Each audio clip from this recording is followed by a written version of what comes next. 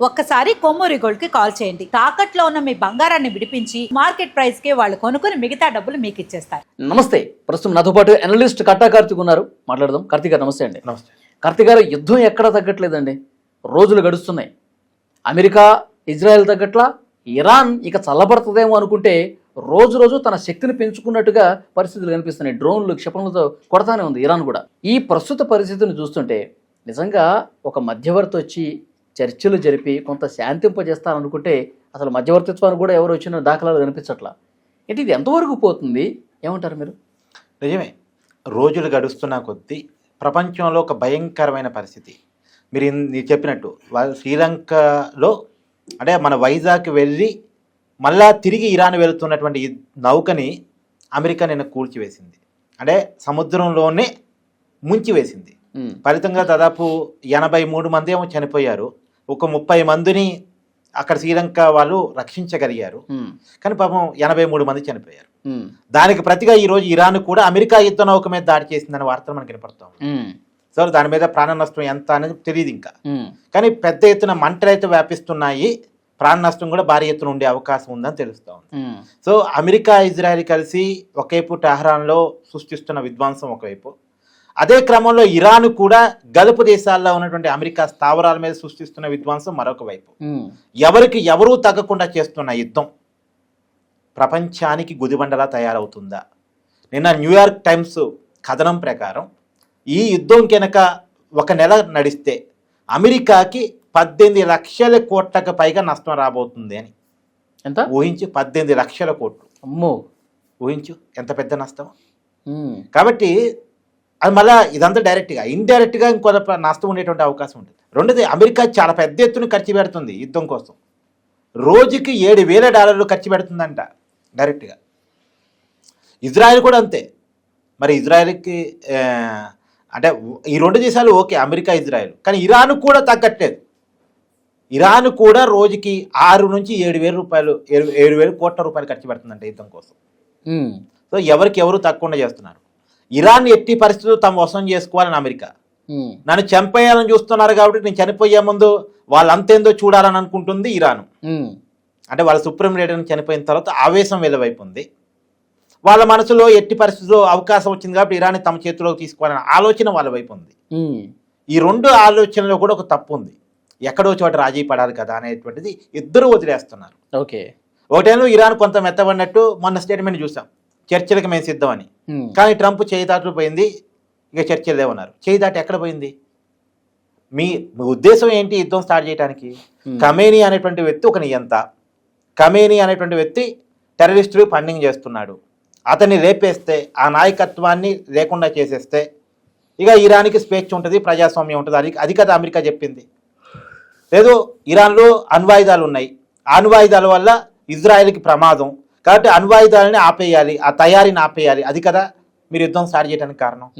సరే, ఖమేనీని చంపేశారు. అణ్వాయుధాలను దాదాపు మీరే చెప్తున్నారుగా, నేను స్వరంగ మార్గంలో ఉన్నటువంటి అణ్వాయుధ కేంద్రాన్ని కూడా పేరు చేశామని చెప్తున్నారు కదా. ఇజ్రాయెల్ చెప్పింది కదా, స్టేట్మెంట్ కూడా ఇచ్చాడు కదా నెతన్యాహు. మరి మీరు అనుకున్న సాధించిన తర్వాత ఇంకా యుద్ధం దేనికి? ఇరాన్ మీ చేతిలో తీసుకోవడానికా? దేనికోసం యుద్ధం? మీరు చెప్పిన టార్గెట్ రీచ్ అయ్యారు, ఖమేనీని చంపేశారు, అణ్వాయుధ కేంద్రాన్ని పేరు చేశారు. ఆ క్రమంలో ఇజ్రాయెల్కి సంబంధించిన వాళ్ళు చనిపోయారు, ఇరాన్ వాళ్ళు చాలా మంది చనిపోయారు, అమెరికాకు సంబంధించిన వాళ్ళు చనిపోయారు, దాదాపు వేలాది మంది చనిపోయారు. ఇరువైపుల వాళ్ళు జరగాల్సిన ప్రాణ నష్టం జరిగింది, జరగాల్సిన ఆస్తి నష్టం జరిగింది. ప్రపంచానికి పెను విధ్వంసం క్రియేట్ అయి కూర్చుంది. ఇంకా ఏంటి? దేనికోసం యుద్ధం కొనసాగుతుంది? ఆధిపత్యం కోసం, ఆక్రమణల కోసం తప్ప ఇంకా యుద్ధం దేనికోసం? ఇప్పుడు నేను అనేది ఏంటంటే, యుద్ధంతో సంబంధం లేని దేశాలు కూడా నష్టపోతున్నాయి. ఇవాళ భారతదేశానికి 50% పైగా చమురు హార్మోజ్ జలసంధి నుంచి రావాలి. ఇవాళ ఇరాన్ ఆపేసింది అక్కడ. భారతదేశానికి రేపు రాబోయే కాలంలో తీవ్రమైన నష్టం. యుద్ధానికి భారతదేశానికి నిజానికి సంబంధం లేదు, కానీ నష్టపోతుంది భారతదేశం. 50% పైగా ఎల్పిజి గ్యాస్ అదే హార్మోజ్ జలసంధి నుంచి రావాలి. తర్వాత 40 నుంచి 50% ఎల్ఎన్జి గ్యాసు అదే మార్గం నుంచి రావాలి. ఇదంతా ఆగిపోతున్నాయి. రేపు క్రూడ్ ఆయిల్, గ్యాసు విపరీతంగా భారతదేశంలో పెరిగిపోతే దాని ప్రభావం ఫలితంగా మొత్తం సామాన్యుడి జీవితం ప్రభావితం అయిపోయింది. యుద్ధంతో సంబంధం లేని దేశాలు నష్టపోతూ ఉన్నాయి. సరే, క్రూడ్ ఆయిల్ విషయంలో మనకి ఒక మంచి న్యూస్ ఏంటంటే రష్యా నేను ఉన్నాను, ఇబ్బంది ఏం లేదు, మీరు మళ్ళీ నా దగ్గర కొనుగోలు స్టార్ట్ చేయండి అని చెప్పేసి ఓకే చెప్పింది. కానీ రష్యా కనుక మీరు నా దగ్గర తగ్గించారు కదా, మీకు నేను అమ్మను అని ఉంటే మన పరిస్థితి ఏంది? మీరు అమెరికా మాయలో పడ్డారు కాబట్టి, మీరు అమెరికాతో ఒప్పందానికి వెళ్ళి నా దగ్గర కొనడం తగ్గించారు కాబట్టి నేను అమ్మను అని అంటే, ఎందుకంటే ఇప్పుడు రష్యాకి డిమాండ్ పెరిగింది. అవును, రష్యా చమురుకు డిమాండ్ పెరిగింది. ఆ రోజు కొనను అని నిషేధించిన వాళ్ళు ఇలా రష్యా దగ్గర చమురు కొంటున్నారు. బ్రిటన్ కొంటుంది రష్యా దగ్గర చమురు ఇప్పుడు ఈ హార్మోజ్ జలసంధి క్లోజ్ కావటం ఫలితంగా. ఇప్పుడు రష్యా ఆ డిమాండ్ అడ్డం పెట్టుకొని మనకి సప్లై చేయనంటే మనం చాలా ఇబ్బంది పడతాం కదా. సో కాబట్టి ఏమంటున్నానంటే ఇది తెగేదాకా లాగటం మంచిది కాదు. ఒక లక్ష్యంతో యుద్ధం స్టార్ట్ అయింది, ఆ లక్ష్యం కంప్లీట్ అయిపోయింది. ఇక చర్చలకంటూ కూర్చొని ఏదో ఒక్కడ పులుస్తా పెట్టాల్సిన అవసరం ఉంది అనేది నా భావన. ఓకే, ఇప్పుడు ఒకప్పుడులాగా ప్రపంచ చర్చలు అంటే ఎవరు చేయాలండి? అంటే మధ్యవర్తులుగా ఉన్నటువంటి రష్యాను చైనాను పూనుకోవాలి. అమెరికా బాధ్యత తీసుకోవాలి. అగ్రరాజ్యంగా ఉందిగా, పెద్దన్నగా చెప్పబడుతుంది కదా, ఆయన కదా చేసేదంతా. కానీ బాధ్యత తీసుకోవాలి. సరే చేయాలని కూడా చేశాడు కదా, అయిపోయింది కదా. మొన్న అణు పరీక్ష చేసిండంట మన 3వ తారీఖు కాలిఫోర్నియా దగ్గర. నాకు అర్థం కాదు అదే. ఆల్రెడీ ఇరాన్లో అణ్వాయుధాలు ఉన్నాయని నువ్వు యుద్ధం స్టార్ట్ చేస్తావు. నువ్వు కూడా అణు పరీక్షలు చేస్తే అంటే ఏ సంకేతాలు ఇస్తున్నట్టు? అంటే చట్టం నాకు తప్ప అందరికీ, న్యాయం నాకు తప్ప అందరికీ అని చెప్తున్నట్ట. ఈ ప్రపంచ న్యాయ సూత్రాలు, ప్రపంచానికి చెప్పే నీతులు నాకు పనిచేయవు, అందరికీ పనిచేస్తాయని చెప్తున్నట్ట. నేను డే1 నుంచి మొత్తుకుంటున్నాను, ఉగ్రవాదమే మీ శత్రువు అయి ఉంటే, అణ్వాయుధాలే మీ శత్రువు అయి ఉంటే మీరు మొదటగా దాడి చేయాల్సింది ఇరాన్ మీద కాదు, పాకిస్తాన్ మీద. నేను డే1 నుంచి చెప్తున్నానా లేదా? మరి పాకిస్తాన్ విషయంలో నిలకడగా ఉంటున్నారుగా, మెతక వైఖరితో ఉంటున్నారుగా, ఒప్పందాలు చేసుకుంటున్నారుగా, అప్పులు ఇస్తున్నారుగా. అదే టెర్రరిస్ట్ కేంద్రాలన్నీ పాకిస్తాన్లో ఉన్నాయి. ఇరాన్లో ఉన్నాయో లేవో, ఉండే ఉండొచ్చు కాదని నేను ఇరాన్ని వెనకేసుకు రావడానికి చెప్పట్లే. కానీ పాకిస్తాన్లో అయితే ఉన్నాయి. భారతదేశం చూపించింది ఆపరేషన్ సింధూర్ ద్వారా పాకిస్తాన్లో టెర్రరిస్ట్ కేంద్రాలు ఉన్నాయని. మరి కళ్ళ కనపట్టలేదా ట్రంప్కి? కాబట్టి నేనేమంటున్నానంటే ఇది ఆధిపత్యం కోసం జరుగుతున్నటువంటి ఒక యుద్ధం. దీనివల్ల ప్రపంచం నష్టపోతుంది, ఈవెన్ అమెరికా కూడా నష్టపోతుంది. ఒకప్పుడు లేక లేదు, గెలిచినా ఓడినా, గెలిచినోడు నష్టపోతాడు, ఓడినోడు నష్టపోతాడు. అవును, అంతేగా. కాబట్టి ఎవడు నష్టం ఎంత అని లెక్కలేసుకోవాలి యుద్ధం అయిపోయిన తర్వాత. అవును, వేల కోట్లు కదా. సో కాబట్టి ఇప్పుడు యుద్ధాన్ని ఇంకొక చోట పులుస్తా పెడితే మంచిదని నా ఉద్దేశం. మారిన ప్రపంచంలో ఎవరి మీద ఎవరు యుద్ధం చేయడానికి కూడా కరెక్ట్ కాదు. రెండోది, ఇరాన్ చాలా తెలివిగా టాక్టివ్గా యుద్ధం చేస్తుంది. ఎలా యుద్ధం చేస్తుంది అంటే గల్ఫ్ దేశాల మీద ఒత్తిడి రావాలని.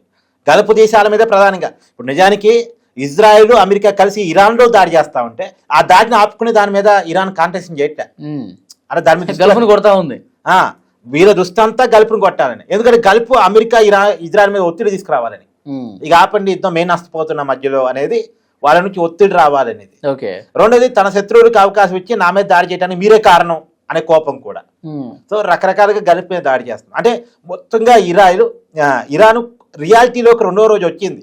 పైకి పోరాటం చేస్తున్న రియాలిటీలో ఇరాన్ ఉంది అని మేము నష్టపోతాం, మమ్మల్ని అమెరికా ఆక్రమించుకోబోతుంది అనే రియాలిటీలో ఉంది. కానీ ఆప్షన్ లేదు, ఆప్షన్ అమెరికా ఇవ్వట్లేదు. ఒక కంక్లూడింగ్ అమెరికా ఇవ్వట్లేదు. ఇస్తే నాకు తెలిసి ఇరాన్ లొంగిపోయింది. అంటే అమెరికా చెప్పినట్టు కొంత వినటానికి సిద్ధం. అలానే ఇరాన్ని పూర్తిగా ఆక్రమణలో తీసుకుంటా అంటే దానికి ఇరాన్ సిద్ధంగా లేదు. ఇరాన్ సార్వభౌమాధికారానికి ఇబ్బంది లేకుండా ఇరాన్తో చర్చ జరిపి ఒక్కడే కంక్లూడింగ్ చేస్తే నేను అనుకుంటాం ఇరాన్ ఓకే చెప్పేసింది. ఆ వైపుగా అసలు అమెరికా ప్రయత్నం చేస్తుందా? సరే, ప్రయత్నం చేసి విఫలమై మీ ఎంత చెప్పినా ఇరాన్ ఇంటలేదు అంటే అప్పుడు నువ్వు యుద్ధం చేసినా ప్రపంచం సపోర్ట్ చేసింది. కానీ ఆ వైపుగా ప్రయత్నాలే లేవు కదా. ఏదో చేతులు దాటిపోయినాయి అంటావు, ఇంకా పరిస్థితులు లేవు అంటావు. ఏం దాటిపోయింది పరిస్థితులు? కాబట్టి నాకు తెలిసి ఈ అహంభావ ధోరణి, ఈ యుద్ధనీతి ధోరణి ఇది కరెక్ట్ కాదు. నిన్న మన వైజాగ్ వచ్చి ఇక్కడ మన పెరేడ్లో పాల్గొని మళ్ళీ తిరిగి వెళుతున్నటువంటి ఒక 80 మందికి పైగా చనిపోయారన్న, లేదు ఇరాన్ దాడుల్లో పాపం అమెరికా వాళ్ళు చనిపోయారన్న, అందరూ జనాలే కదా. వాళ్ళ దేశాలంటే వాళ్ళకి ప్రేమ కావచ్చు కాక, కానీ మనుషులేగా పాపం చచ్చిపోతుంది. ఎందుకు ఇది అవసరమా? కాబట్టి ఎవరికి వాళ్ళుగా రియాలిటీలోకి రావాల్సిన అవసరం ఉంది అనేటువంటి నా వాదన. Thank you very much.